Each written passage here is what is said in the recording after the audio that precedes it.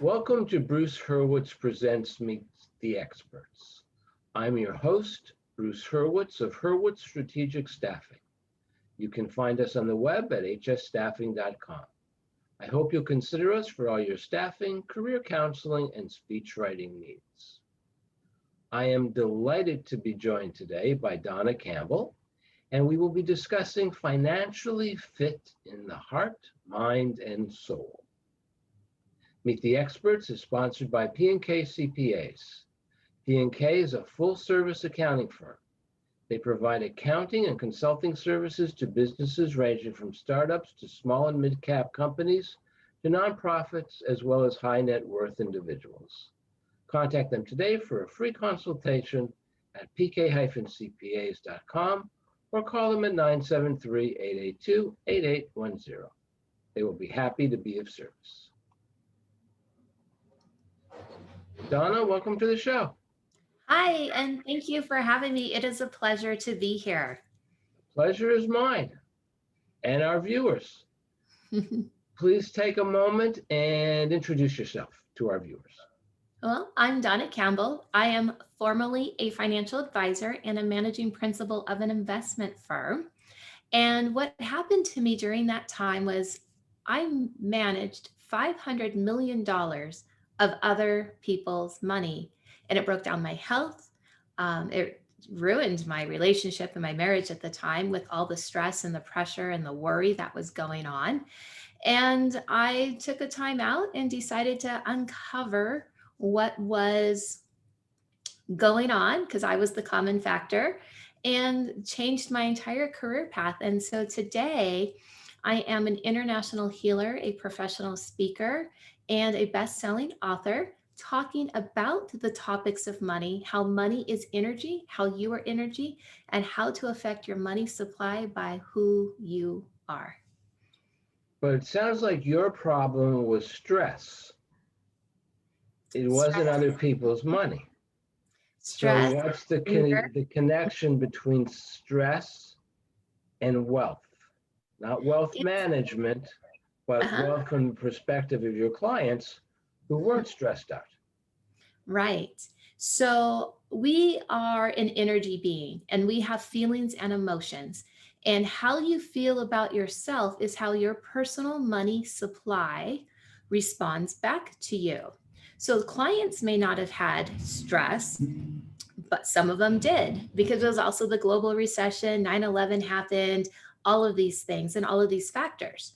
So some of the words that we used when I work with clients, they get to the heart of the matter in the subconscious. They'll say things like, I want to know that I'm worthy, or that I'm enough, or that I was valued and appreciated.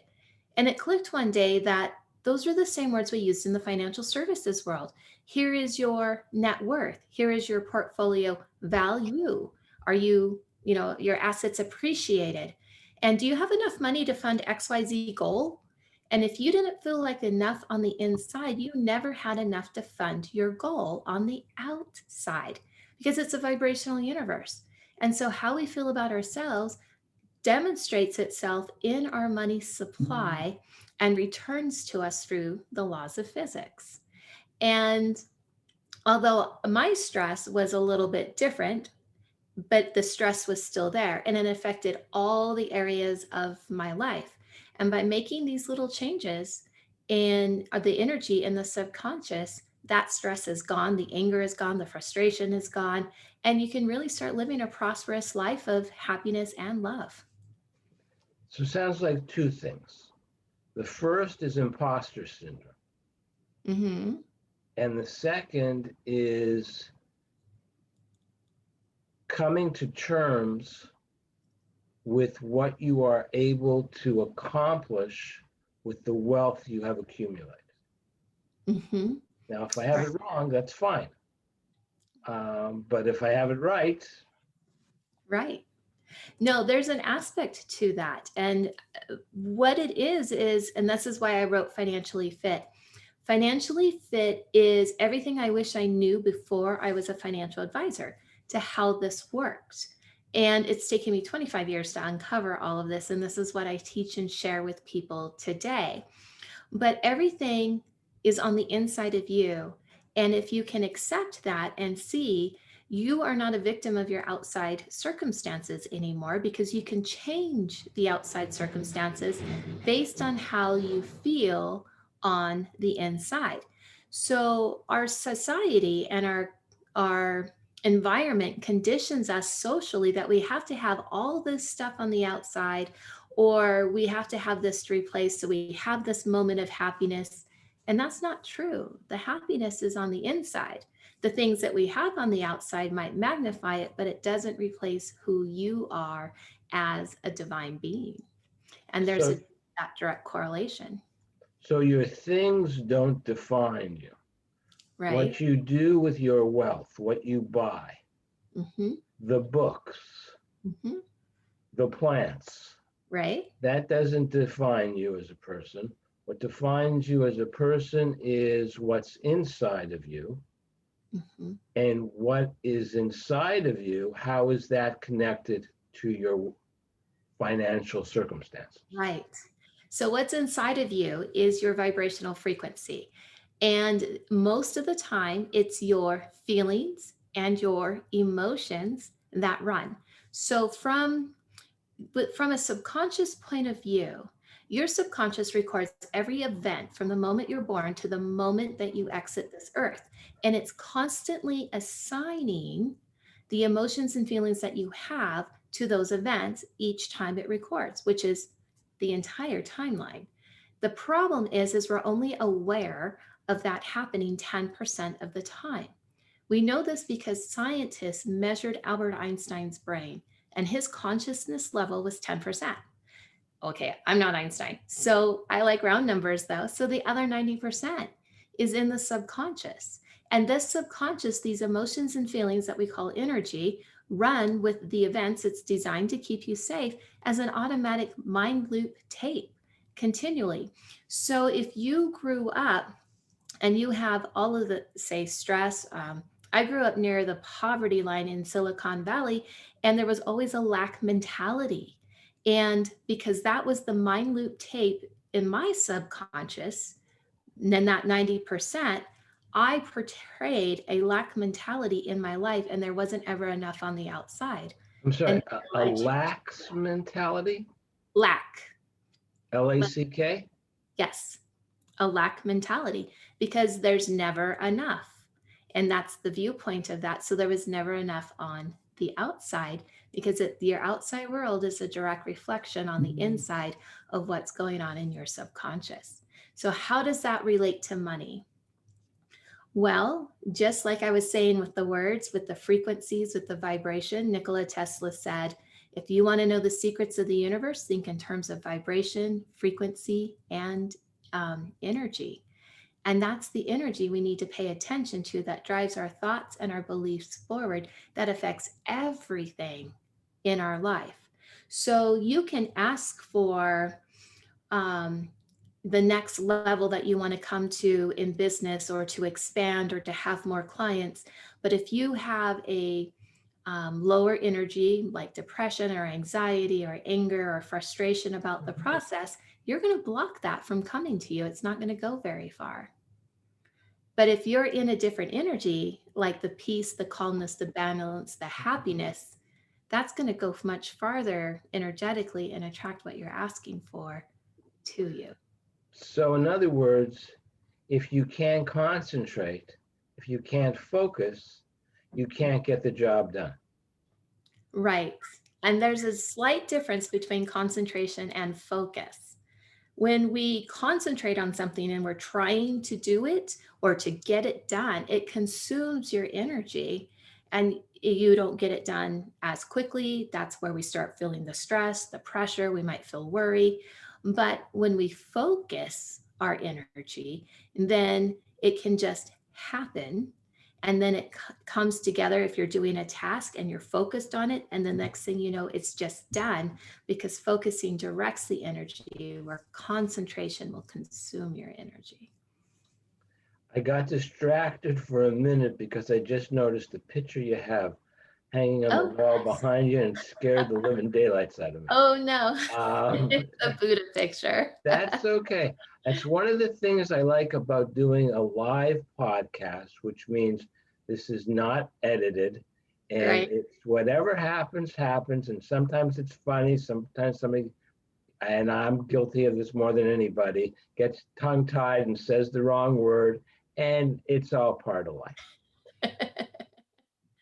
Let's make this practical. You've explained, in essence, the theory. Right. Don't know how much of it I accept, but let's say the theory's good. Okay. What's important is, though, the practicality. Yes. So what do you do to bring your, if this is the right expression, your internal self aligned with your external self? Mm-hmm. It's through a process and a technique that I learned from other natural healers. And I learned it called the pivot and shift strategy, which is what the medicine woman called it. And what she taught Who are me, the medicine women? yeah, it was a lady I studied with. I met her on an Indian reservation, and that's what Oh, everyone okay. called her, the medicine woman. Now, So, I am totally opposed to political correctness, uh, but just to clarify, when you say Indian, do you mean Native American or do you mean yes, subcontinent? Okay, she was on a Native American okay, Indian reservation okay, here in Montana. okay, Yes. okay. So, Yeah, and that's what everybody called her. I don't really have her other yeah, name. We just called her the okay. medicine woman. And Well, that's fine. what she taught me through this pivot and shift strategy is how to instantly change that vibrational frequency inside. And not only did she show me how to do that for myself, but she also taught me how to do that with other people to change that frequency. So let me give you a metaphor of how it works. Okay. They say our thoughts create our reality, and that's what they say in the law of attraction. And you change your belief and you'll change your life. We hear all of these things Mm-hmm. throughout time. Well, that thought and that belief is like your car that you're getting ready to drive. In order for your car to go anywhere, you have to put a fuel into it. Now that fuel is your emotion or your feeling, but in the car, it's a type of fuel. Now there's different grades of gasoline, there's diesel, there's electric cars, there's hybrid cars, probably hydrogen cars and corn oil cars. And if you don't put that right fuel in that car, you're not going to drive your car. Now, it's the same thing with our feelings and emotions in the subconscious. If we don't have that to fuel our thought or our belief into existence, your thought and belief isn't going to go very far to create what you want to do with, say, in the area of money. Now, you can change out your car all day long. You can drive your Toyota one day, you can drive your pickup truck the next day, you can drive your Jeep the third day, and you can change that out all day long, but if you don't put the right fuel in, you're still not going to get the right result. And that's how this process works. When you change the fuel and you align that fuel, put in the correct fuel, which is the higher vibrational feeling or emotion, it matches the conscious thought of what you're asking for and comes into an existence pretty close to 100% of the time. So you could be asking, I want to create more money. I want to have more income. Well, how do you feel about not having the more? Well, I'm frustrated. Well, then we can figure out what that frustration was doing for you. And you might need to have felt a sense of accomplishment or a sense of pride or respect. And then when that energy shifts and changes in the brain, in the synapse between the two neurons of how it works, you will feel an instant chemical change in the body. And then you are operating at 90% from a place of honor, respect, a sense of pride, not from the energy of frustration and stress. And that matches what you're asking for. I want to create more. It's in a higher frequency. So then the more comes. You And that's reminded me of the old song, accentuate the positive, eliminate the negative. right. Now, But you also were talking about the fuel. yes. So I'm trying to Mhm. make sense of this for our viewers. If you, the first step would seem to be to eat the right foods so that you will have the fuel, the energy Mhm. to accomplish whatever your goal is.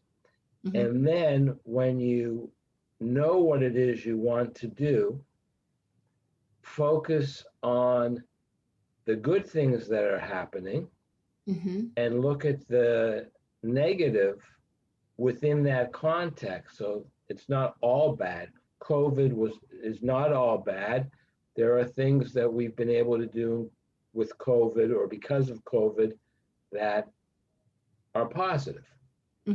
So am I on the right track, or have I totally missed your message? No, you are on the right track, but it's not just about the food that you eat. It's about how you feel while eating the food. And let me give you my own personal example. When my health broke down, I wasn't able to digest food for 2 years. Now, Western medicine was not able to figure out what was wrong with me. So at the time, for those 2 years, I didn't know that that was the problem. And I was going to the gym 5 days a week, had a personal trainer. I counted my calories. I kept a food log. I was trying to release the excess weight off of my body because I had just had my second child. And what happened was during that time, my stomach kept breaking down. And then when I found out through a naturopathic doctor, who also did some Chinese medicine work and taught me about beliefs, really, and the energy behind beliefs, what I couldn't digest emotionally was the anger, not just the anger in the corporate role of what was happening at the time with 9/11 and the global recessions and all of that, but also the anger in my marriage. And that was when I woke up and I could see the infidelity at the time with my husband, well, my former husband. So I couldn't digest food on the inside, so there was something on the outside that I couldn't digest either. And I couldn't digest the anger. Well, it broke down my entire digestive system, so I wasn't able to digest food. Okay. But I was eating healthy, but I was always in anger. I was always in stress. I was always eating on the go, managing 2 toddlers, running 4 offices in 3 states. And because I couldn't digest that, even though I was eating salad for lunch, my health broke completely down. So it's also what you think and feel while eating. So if you're eating in a happy state, awesome. And that's what happened for me, because after he had left the house, the main part of the anger was gone. I ate whatever I wanted. I quit the gym. I ate a can of brownies for dinner. And in 3 months, 40 pounds came off my body and I did nothing. The only thing that changed was I was happy. So what you're saying is your mental health is directly connected to your physical health. Absolutely. Which is directly connected to your success. You got it. 100%. So there's, I had major problems. My reward was a duodenal ulcer. Wow. Yes, not fun. But once the stress was gone, and in those days, you had surgery for ulcers. Today, you don't. Now, the stress is gone. I will literally wear the scar from here to here for the rest of my life. And it's a reminder to me. I don't look at it as a negative. I look at it as a positive experience because it taught me a number of things. But one of them was that when there's a problem, you have to solve the problem. You don't pussyfoot around it. Right. But it can also turn into something rather amusing. For example, you said you had small children. I was in line a few years ago, obviously, at a restaurant, and I was standing behind a mother and her son who must have been about 5 years of age. And he said that when he grows up, he's going to smoke. And she asked him why, and he said, because smoking is cool. You see it on, the actors on television or smoking, whatever. Huh. So I looked at him and I said, well, I smoked in college. And afterwards, I had to have an operation. And I looked at his mother for permission. I said, would you like to see what my stomach looks like? And he said, okay. And I looked at the mother, and the mother said yes, and she knew it wasn't going to be pretty. And I showed him my stomach. And I said, do you still want to smoke? And he goes, no, I don't want to smoke anymore. Behind us was a doctor. And he came over and said, I couldn't help overhearing, but what stomach operation did you have because of smoking? Did you have stomach cancer? What was it? I said, no, I wasn't related at all. He said, yeah, but you told him that you smoked and afterwards you had stomach surgery. I said, yeah, but I didn't say there was cause and effect. Now, if you want to go and correct him, go right ahead and tell him that one had nothing to do with the other. And he laughed, and that was fine. But it helps to put at the time, I wasn't laughing. I was as angry as you were. I would be willing to bet if they had hooked the two of us up to an anger meter, it would have been at the same exact level. Trust me. But today I tell a funny story about it. You're laughing, and that's fine because we've got in our mental health aligned with our physical health. Absolutely. Absolutely. So what is the unique perspective that you bring to the conversation? It's that what you want and what you want to create in life, what we use money for, all of those things is never outside of you. It's always inside of you first. And when that is on the inside, everything else in the outside unfolds kind of like magic, but it is there because of the state of mind that you're in. And when you make a shift and change in one area, it affects all the other areas of your life. So whether it's a health topic, a relationship topic, or maybe a wealth topic, because when you change that frequency on the inside, it changes all of those areas on the outside, and your health will be better. You will have better relationships. Your wealth will start improving, even if you didn't work on those topics specifically, because the universe is always responding to the vibration of your emotional state and mental health and returning that to you 24/7.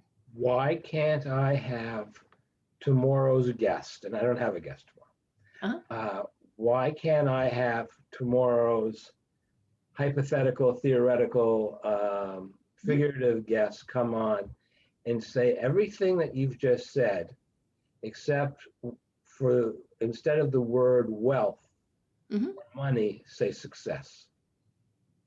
You can, but success is subjective to the perspective of the person, because what is successful to one person might be a failure to another. So it's all about the experience and the perspective behind it. So you can interchange those words, but they're going to have different definitional meanings to it. Wealth to me, richness, abundance, prosperity, that's all areas of life. It's not just money to me, but a lot of people have that social conditioning, just like the word success, that it means something tangible, money returned. But wealth is a subjective. It is. All of it. Somebody can say that, I'm making $30,000 a year and I am thrilled. I can pay all my bills. That's all I want to do. Somebody else is making $300,000 a year and they think they're poor. Right. Absolutely. So it's not necessarily the words that you're using and how we use those words, because it's always based on the perspective of the person, the experience, and the feeling and emotion that they are applying to it. So if $30,000 was successful to you, you're going to have a different emotional, happy state about it. And if $30,000 isn't enough, you're not going to feel good about it. It's going to be based on, the frustration or the anger or the lack there. So it's based on that emotional health there. So we can interchange words all day long, but it always goes back to the same principles. As I show our viewers your contact information, I would like to ask you my standard final question. Is there anything that I haven't asked you that you wish I had asked you? Oh my goodness. Um, wow, you've covered a pretty good basis there. So I'm just impressed, and I think Thank you got it. You yes, you're there. you. Okay. Well, on that happy note, I thank you profusely for coming on. And thank you. And of course, I thank our viewers for watching. And as always, please stay focused on success.